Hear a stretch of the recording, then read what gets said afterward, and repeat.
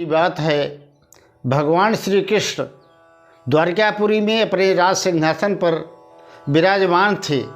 तभी द्वारपाल आकर के उन्हें सूचना देता है कि प्रभु द्वार पर एक बहुत ही सुंदर, जो कि त्रैलोक्य सुंदरी है, उसके शरीर से दिव्य प्रकाश निकल रहा है।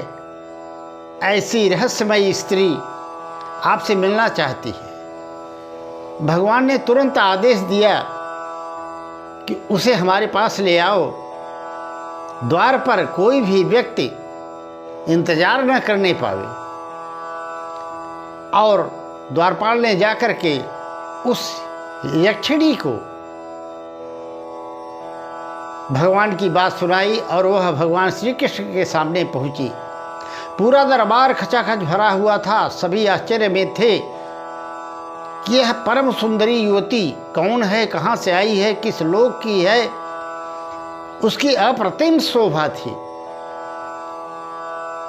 भगवान के पास पहुंची तो भगवान ने पूछा, देवी तुम कौन हो, अपना पूरा परिचय दो। तब उसने कहा, मैं यक्षिणी हूँ और एक दिव्य लोक में रहती हूँ और आपके पास अपने उद्धार के लिए आई हूँ। प्रभु मैं यक्षिणी हूँ और सुंदरता और दिव्य शक्तियों से भरपूर मेरा जीवन सदैव के लिए अभिशप्त हो गया है। इसी के उपाय के लिए और आपकी कृपा से मुक्ति पाने के लिए मैं आपके पास आई हूँ। भगवान श्री कृष्ण ने पूछा, तुम पूरा वृत्तांत बताओ। तुम किस लोक की रहने वाली हो और क्यों, किसने तुम्हें अभिशप्त किया, किसने शाप दिया। तब उस यक्षिणी ने बताया कि प्रभु मैं अपने दिव्य शक्तियों पर इतना गर्व करती थी और मेरा सौंदर्य इतना अप्रतिम है कि मुझे देवलोक में अनेक लोग चाहते थे, पर मैंने किसी को महत्व नहीं दिया। मुझे अभिमान सा हो गया था। और मैं यक्षिणी हूँ, जिस पर प्रसन्न हो जाती हूँ उसके सारे कार्य पूर्ण कर देते हूँ। इसका मुझे अभिमान हो गया था। एक बार की बात है कि मैं देवलोक में एक उद्यान में तपस्या कर रही थी। वहाँ पर दुर्वासा ऋषि निकले। मैं तपस्या में लीन थी। अब दुर्वासा ऋषि मेरे मन का सारा हाल पढ़ लिए और मेरे मन में जो अभिमान का पौधा उग रहा था उसे भी वो अच्छी तरह से समझ चुके थे, देख चुके थे।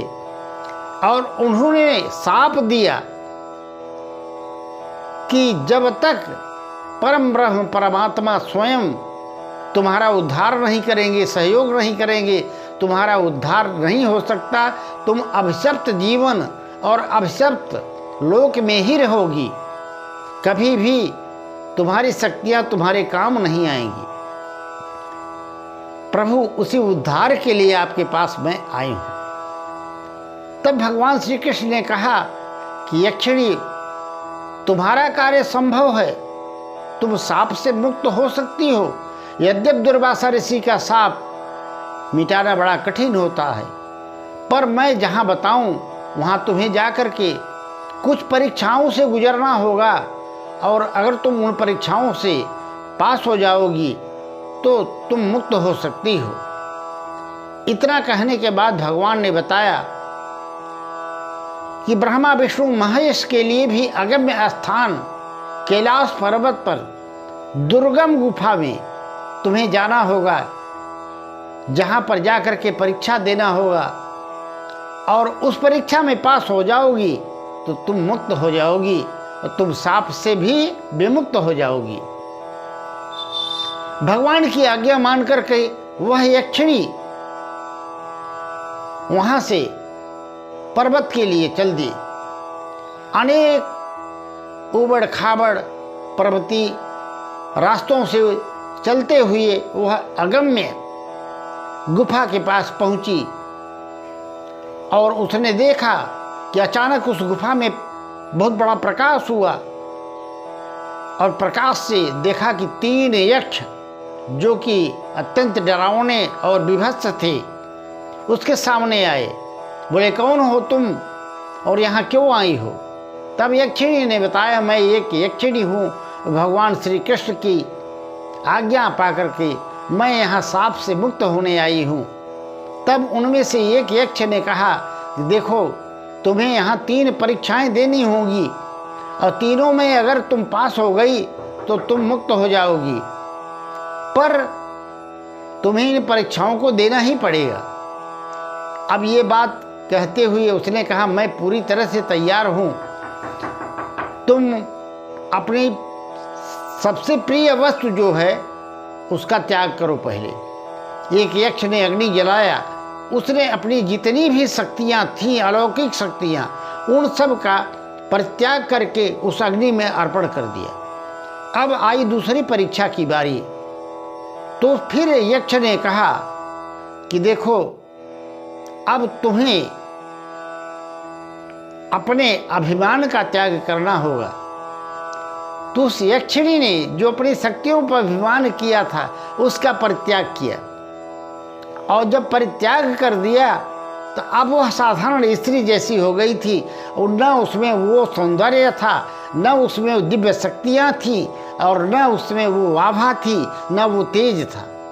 साधारण स्त्री के रूप में आ गई। फिर भी वह अटल रही परीक्षा देने के लिए। अंतिम परीक्षा उसकी थी कि त्याग तुम्हें करना होगा।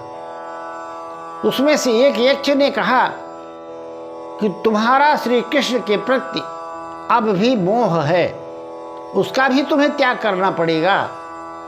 तब यक्षिणी बड़ी विस्मित हुई और थोड़ा उसके मन को दुख भी हुआ। जिस भगवान श्री कृष्ण के सहारे मैं सांप से मुक्त होना चाहती हूँ और जो मेरा उद्धार करेंगे उनको मैं कैसे छोड़ सकती हूँ और उनका मोह त्याग कैसे कर सकती हूँ। इतने में वह देखती है परम दिव्य प्रकाश हुआ और एक दर्पण प्रकट हुआ जिसमें उसने अपने अनेकों जन्म की सारी परिस्थितियां देखी और भगवान श्री कृष्ण के स्वरूप को भी देखा। और जैसे उसके हृदय के अंदर ऐसी प्रेरणा हुई कि प्रभु के प्रति प्रेम, ये प्रेम नहीं है, मोह है, उसे आभास हो गया। उसने तुरंत ही भगवान का वह जो मोह था भगवान श्री कृष्ण के प्रति, जिसे वो प्रेम समझती थी, उसका भी परित्याग किया और परित्याग करके अग्नि में अर्पण कर दिया। ये करते ही वो देखती क्या है, सामने भगवान श्याम सुंदर नटवर श्री कृष्ण अधरों पर मुरली बजाते हुए भगवान स्वयं प्रकट हुए। शंख चक्र गदा पद्म साथ में सब कुछ भगवान को पा करके वह धन्य हो गई। और भगवान ने कहा, यक्षिणी अब तुम सांप से मुक्त हो गई हो, और हमेशा याद रखना कि जीवन में जब तक अभिमान किसी भी व्यक्ति का, वस्तु का, शरीर का रखोगी तब तक आदमी को और तुम्हें भी अभिशप्त जीवन जीना पड़ सकता है। इसलिए अब तुम मुझे प्राप्त हो चुकी हो और तुम हर तरह से मुक्त हो, तुम्हारा जीवन धन्य हो गया है। वह भगवान के श्री चरणों में स्थान पाई और वैकुंठ धाम को पधार गई। मित्रों, अगर आपको वीडियो अच्छा लगा हो तो कमेंट में जय श्री कृष्ण अवश्य लिख दीजिएगा।